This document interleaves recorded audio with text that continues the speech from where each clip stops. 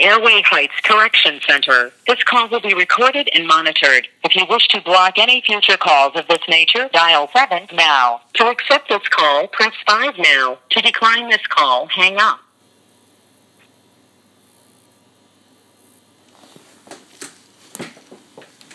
What number was it to accept? 5? Thank you. Good morning. Good morning.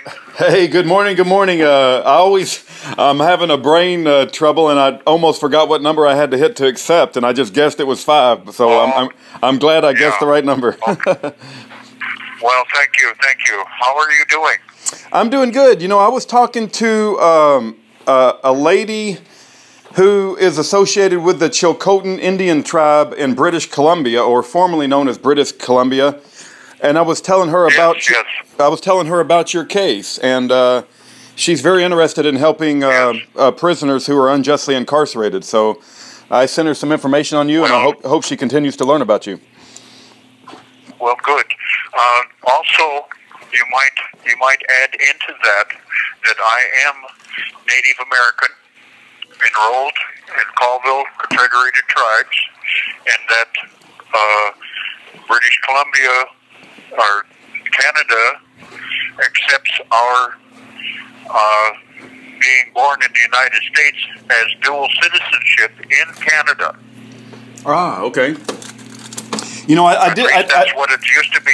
Yep. At least that's what it used to be when I was out there. Yeah. Okay. No, I did mention the Confederated Colville Indian tribe, and she immediately responded and said that she was aware of them. So she knows who that is.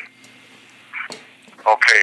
Now, I have a question for you, and I don't know if you're able to do it or not. We need your help. My wife, Agnes, is having lots and lots of problems with the internet, and she hates it like a bad seed. So what we are trying to accomplish right now is to stymie the young Millard who put that hate response on your website there, by Agnes having responded to him on Messenger. We need to take what she put on Messenger and put after what he said there on your website, Facebook. Okay. So that it puts in perspective what he's saying, because he's not aware of the case. He doesn't have any understanding of what went through a trial or anything like that, what we were denied, and what the government officials had manipulated so that they could fabricate invalid conviction against us. He doesn't know anything about the money. He doesn't know anything about the lady that was his dad's lover at the time that he got become deceased. Yep. And wants to hold me responsible for it, and won't listen to any truth about it simply because it distorts his understanding of how saintly his father was. Well, I can understand that good and well, but by the same token, I lost my father too because of it. Now, well, am I supposed to just forget about letting police officers come in and kill us and stuff like that to validate his loss when his father wasn't acting in a lawful manner? Right. It bothers me. Yeah, I understand. It bothers me to. Let me quickly share this.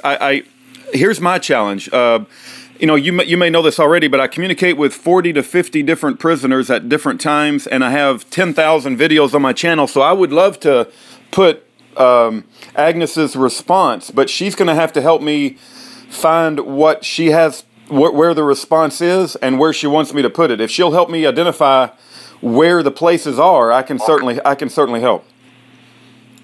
Well, that's what I was talking with her about, and it's got her so worked up because it's the crossover system. She's not understanding that there's a capability of looking into a file and extracting from Messenger what you want to put on Facebook, and it comes out whole, not piecemeal or distorted or anything. And that's what I'd like to see is she received a statement from him here on her Messenger, and she took a week and put together a valid response that was not anger-filled or anything like that, but showed him that he was mistaken in lots and lots of things. And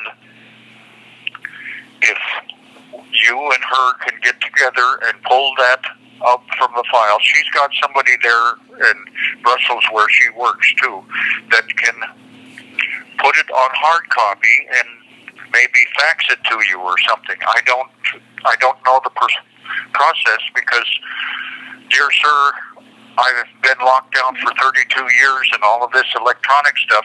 Yes. The only thing I have is the JPay Facebook, and we're only allowed to wander on the JPay page and nothing further. So yeah, no, I understand. I don't have. Yeah, I understand. I do understand through my electronics books and stuff that there are ways to open files like that in different website categories such as Facebook and Messenger and things like that, worldwide things that can be sequenced in such a way that one points to the other, and the whole material in that file or portions of it that you want there can be put there. So I told her to contact you and contact the one that has been helping her with those type of things to try to do that, because that would be beneficial, because what Agnes has to say is true, and it shows that in a good way that this youngster hasn't been apprised of the truth in a proper manner by those that he listened to all those years. And they did, not because they were lying to him, but because they didn't know the truth either. Yeah. So that's the sequence of it. Right. And what we're trying to get is, I would fully want him to be on board with me and give a statement. There's got to be something, some connection with him and his father. Why would it be that he has to look at this after all of these years, if it were not his father from the other side saying, look at, son, you need to take a look at this, because this isn't the man that killed me.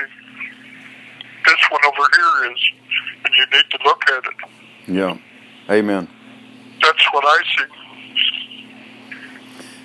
Yeah. I just pray to God that he touches everybody's hearts to move and do the right thing, and we'll certainly work with Agnes to get her response out. And well, if we could do what it takes in an honorable fashion to turn his mind around and put down on paper that he sees with our logic and with our facts and evidence that his understanding of the case was in error, that would be so much benefit that you wouldn't believe it. With what the judge who passed away in our case has said, and with the two tribal police officers that are still running scared because they're afraid for their lives. They were looking into our case, and I had contact with both of them, one through my niece, Jessie, and the other one came to visit us until his wife got killed by a drug overdose, and she never used drugs, ever. While we were going to trial, during the Christmas and New Year's celebration and stuff. She went to a house party or something, or they did, and she ended up finding an armful of bad drugs and died. Not because she was playing with drugs, but because she was doing what her and her husband were doing, was looking into our case and seeing that it was wrong, and they were trying to do something about it, and this is what happened. One was killed and the other was ran off. Wow. And I've been trying to find this one again, because I met his son at Walla Walla last year when I went to powwow, and he come and sat beside me, and he told me that the crime that he was in for, he did and stuff, and was honorable and factual, and he was contrite about it, but I understand fully, and I told him, you're being able to tell me what you did is an honorable thing, and it's your way to salvation. You know what you did, and that it was wrong, and that you probably wouldn't do it had you the choice to do it again, and that makes a big difference. And he understood.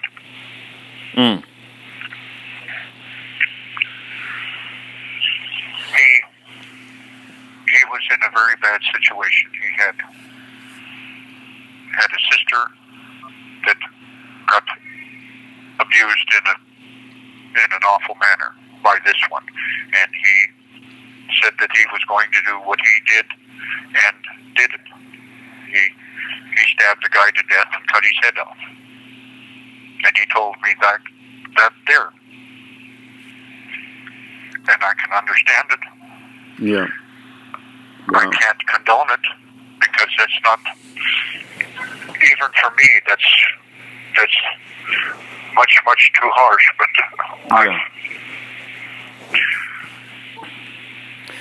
I'm not judging his actions, because he was capable of telling me in a way that was contrite. It wasn't bragging about doing that or anything like that. And when he did find out who I was, and noted to me that his father was the one that came and visited me at the jail when we were going to trial and stuff, I sat and talked with him, and he couldn't leave my side for 2.5 hours the rest of the afternoon.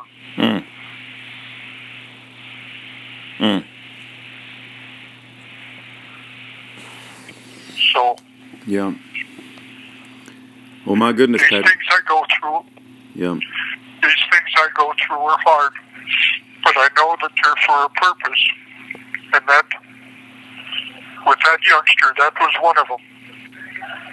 He needs to know that even though he did what he did, he still has the capability of exonerating himself to the point to where he can hold his head up high and walk out as a free man again too, because that's the way things are, and your year of Jubilee are the things that make those things possible.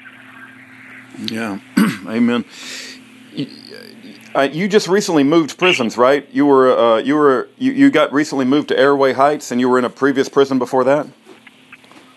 Yeah. Is it better or worse? Walla Walla. Are you Walla Walla. Yep. Where I'm at now is a lot worse. They've taken away my sacred items, and they're not giving them back.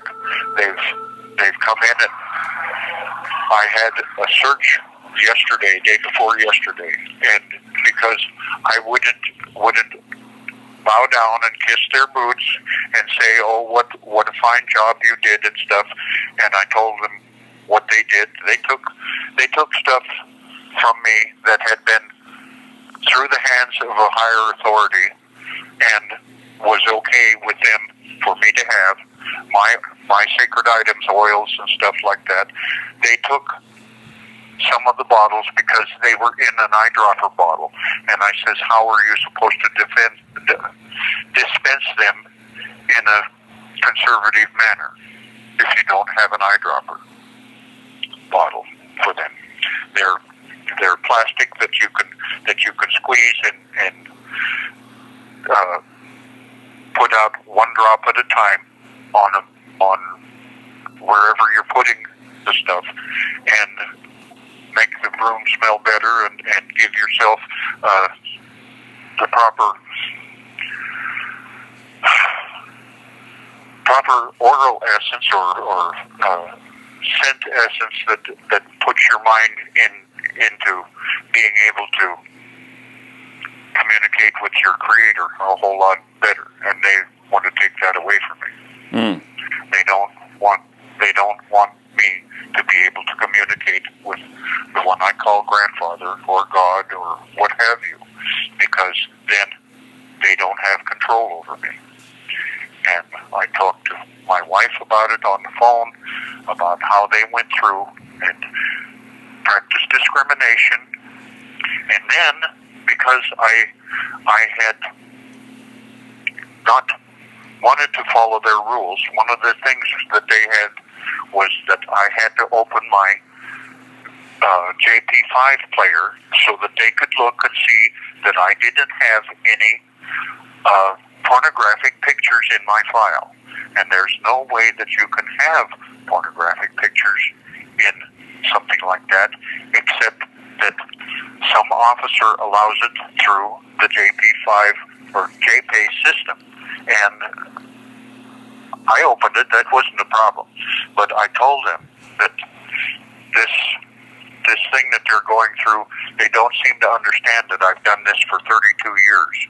And there's been lots and lots of times that they know nothing about, where I have stopped people from putting their hands on officers that were doing the same thing to them that they are to me. And maybe I should stop that so that they get what's coming to them. He says, are you threatening me? And I says, does that sound like a threat to you? I'm trying to get you to understand that you're backbiting somebody that's helping you, and you don't seem to understand that. And with that, then we had to go through, and we're going through it right now. They shut the water off into my cell so that my cell partner and I and the one next door can't use the facilities. And those are the only facilities that were available to us over the weekend. That's behavioral modification that is unlawful. And that's the thing that goes on every day in this camp. You know, based upon what you tell me and what I hear from other political prisoners, it seems like the spirit of the devil is in some of these guards, and they take great delight in causing problems and causing conflict. Yes. Yep, and they. Did you just say he couldn't flush the toilet on Well, the weekend? if you go to the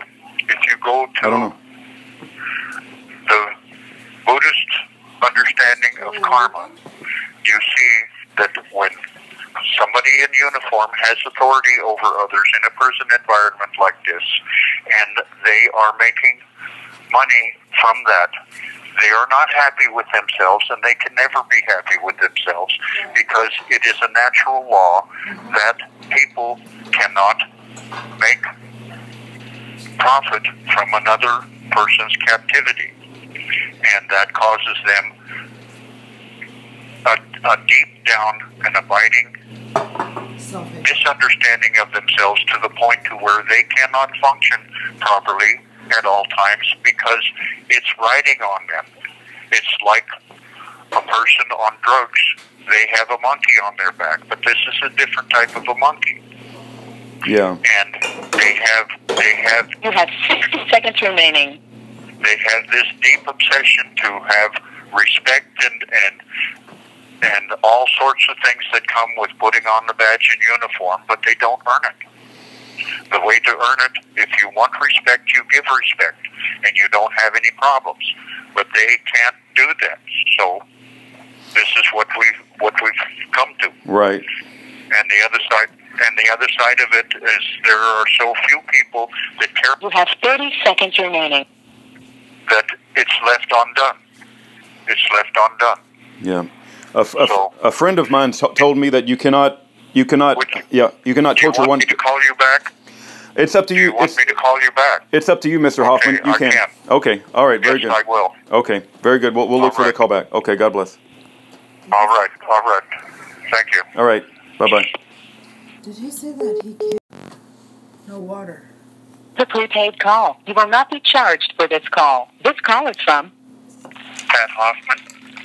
an inmate at Airway Heights Correction Center. This call will be recorded and monitored. If you wish to block any future calls of this nature, dial 7 now. To accept this call, press 5 now. To decline this call, hang up.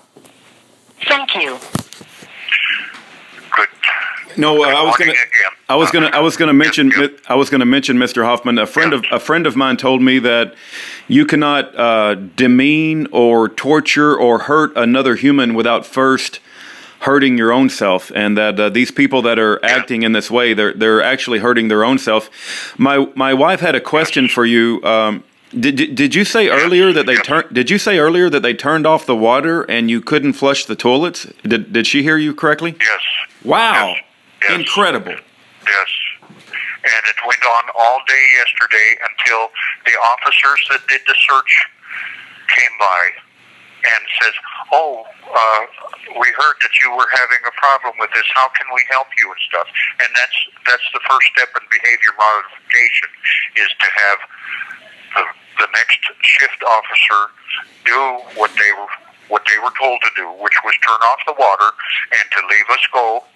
And then we're supposed to ask the other officers to be able to use the bathroom and this and that, and it's demeaning, and at the same time it's controlling, and all of that psychological torture combined with that.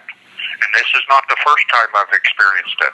It's been several times in the hole that this has happened, and they do it on a regular basis in the Department of Corrections with the state of Washington. This is one of their major control things, is that when all else fails, they lock you in the cell, and you can't use the toilet except when you have to go right then and there, and then you've got to sit and swoon in your own feces smell. That's what they want. Wow. Yeah. It's just wicked. People don't quite understand how bad our prison systems are, and you're not the first person to indicate to me how bad it is. Yes. It's a terrible thing to have people that go outside of what they believe to be a free country and to do these type of things. All of these add up to something that's very important that I have in the back of my head about treason, about sedition, about home terrorists. That these people want to change what is in our democracy and in our writings for the Constitution and the state constitutions and stuff for freedom. Instead of having freedom, we're having more laws that take away freedom all the time, to the point to where they separate children now from their parents that are coming into a free country and shouldn't have to be going through law cases to establish that they were a free person in the country that they were from. Therefore, they shouldn't have any problem coming into another free country. This is the thing that all of these things that are going on TV right now about immigration and stuff don't touch upon. Because when they touch upon it, yes. I just want to clarify that you were in a solitary cell with no running water. Does that include a tap to get a drink? At the time, yes, there was water, but it was hot water, and it trickled so slightly that it wasn't noticeable. You'd have to set a cup there and wait 5 minutes for it to fill up. And what prison is this? And push the button several times. This is Airway Heights. Okay. I've got it on the website. Okay. And they do this. They do this as a sort of mind control technique, or they try to make you submit, and it's kind of like a Chinese thought reform experiment or something. Yes, they have infractions for failing to go to a call out. I had a religious call out to pick up my sacred items on a Sunday. I wasn't expecting it. I didn't look to see. It had an asterisk to the side, which meant it was mandatory. And in the 32 years that I've been down, there has never been a mandatory call-out for any religious service or any religious contact with anyone from the outside or the ministries that are here or anything like that. Yet they infracted me, and I had to go to a hearing, and even though they justified it by saying that you've got 5 days self-confinement, but if you go for 90 days without an infraction, you don't have to do the 5 days self-confinement. Well, okay. That seems fair enough until you take a look at the possibility that you have over 800 infractions, and it doesn't matter if you should happen to stand up in the day room area and they catch you and write you up, that's an infraction. We're not allowed to stand and talk with people in the day room. We have to sit down. We're not allowed to sit or stand anywhere in our cell but on the bunk during count times.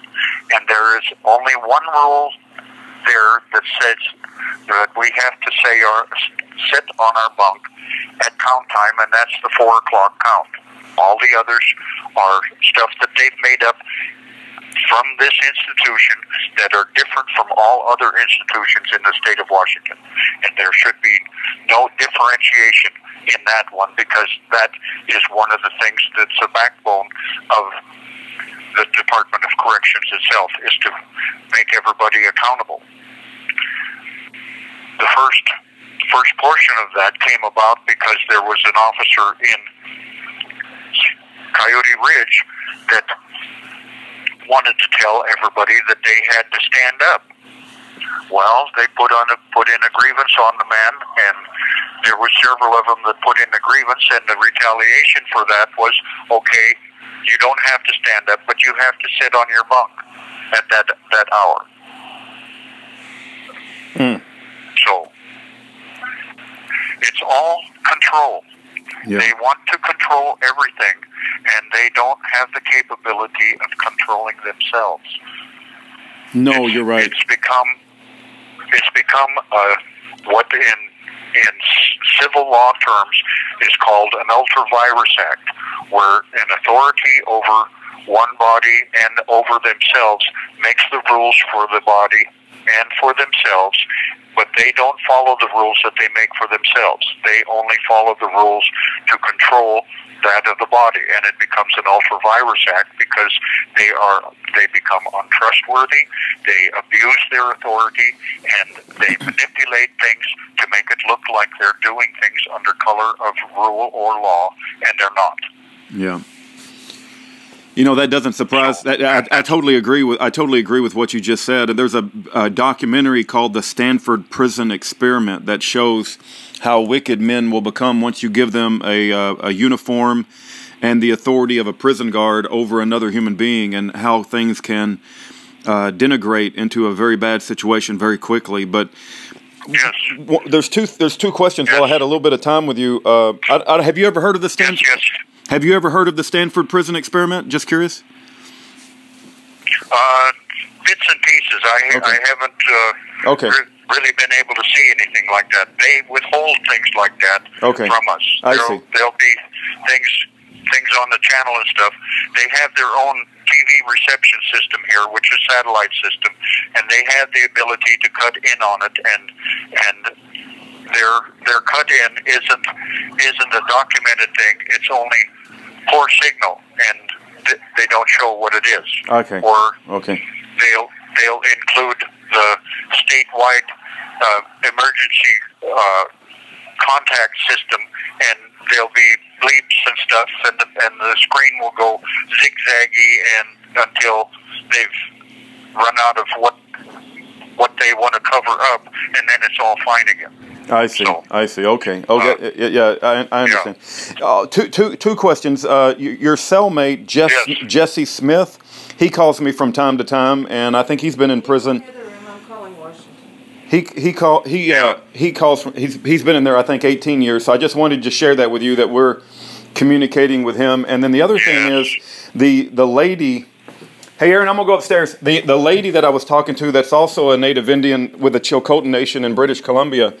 She mentioned that they do quite a bit of, when she said the Canadian government, child sex trafficking of Native Indian children by coming in and taking the children for child sex purposes. And I don't doubt that at all. And I didn't know if you had any information or knowledge or have heard of that before. Yes, I had, and it kind of grew out of the United States form of trying to indoctrinate the Native American into losing their language and their customs and stuff by taking them to religious boarding schools. And there are lots and lots of documentary things about that. You might want to take a look at a book called Mourning Dove, written by a Colville native by the name of Quintasket, who documents a lot of things that happened in her time. She was in her 80s when she wrote the book, and she's passed away now. But it's a very, very enlightening book as to what my people went through with those times. You said the name is Mourning Dove, D-O-V-E, and who is the author? Yes. Who is the author? Yes, Quintasket. I think it's Mary, but I can't be sure of the first name. But the last name is Quintasket, and it's under the Congressional Library book numbers and stuff. ISBN. Okay. All right. I don't have the number of it, but it's Mourning Dove. MOURNING Dove. Okay. I'll try to look for that. Yeah. I can't think of anything else that I need to convey to you except my thanks for your listening and your help. No problem, Patrick, and you're in our prayers, and I'll try to communicate with Agnes on how to get the responses, coordinated, and we'll do the best we can. Okay. Yeah, if we can do that one thing with that youngster and stuff, that will help. I believe it would even help him to see the error of his ways, because he's made a saint of his father, and I can understand, because of the love of a son to a father, that would occur. But at the same time, he needs to check on the reality that his father wasn't all the saint that he makes him out to be. It's hard for me to say that, because I knew the man. The man talked to me. The man asked me about things that he would ask nobody else, because he didn't trust them to talk about those things. He trusted me because I was a bartender, and it was late at night, and we talked, and he knew that when he said things to me, that is as far as they went. Yeah. So. Okay, I think I found.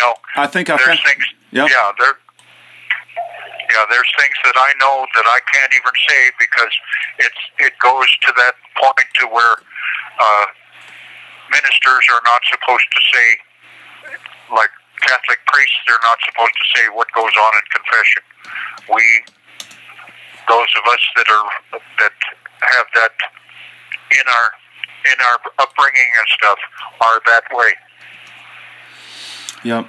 So we don't talk about confidential stuff in that way that distorts or gives a bad image.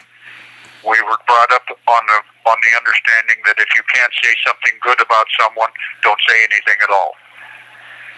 Yeah, I hear that often.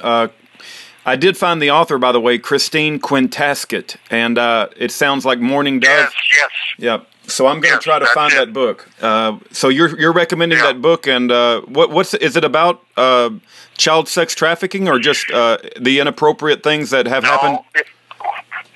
Well, it's about the early days of the religious ministries coming onto the reservation lands and stuff, and having the families give up their children to religious indoctrination so that they could come and stay with them, and they could take away their ancestral heritage of language and dress and unknown caller. Things like that. There's lots and lots of that, and this book goes right down the middle of it because Christine experienced that firsthand and tells about those that were about her. And later on, there were other ones in other times and places that did the same thing that she gathered the information from. So it's not like it's a fictitious thing. This is based on true documents and statements of fact and things like that. So it's yeah.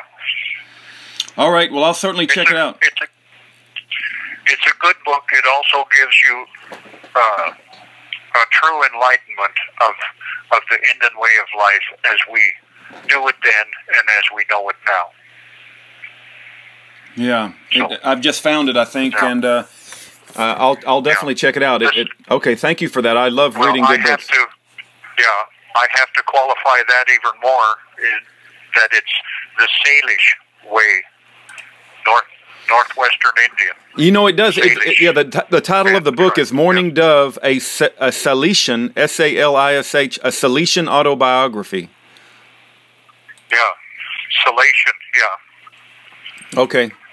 So, yeah, I'll definitely love to get a chance to read that. Or it can be called Salishan. Yeah, okay.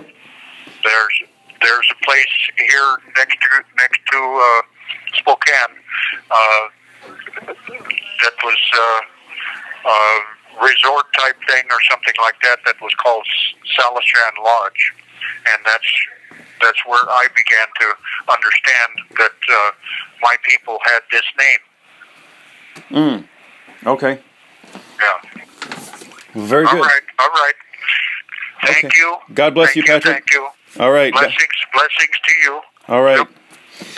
We'll have a good day. Our prayers are with you, and we're going to be faithful and obedient even unto death. And the Creator, our goal is to please our Creator. God bless you, Patrick. And I will talk to you again when I have the opportunity. Thank you. Okay. God bless. Bye-bye. Love you. Love you too. Bye-bye. Bye-bye.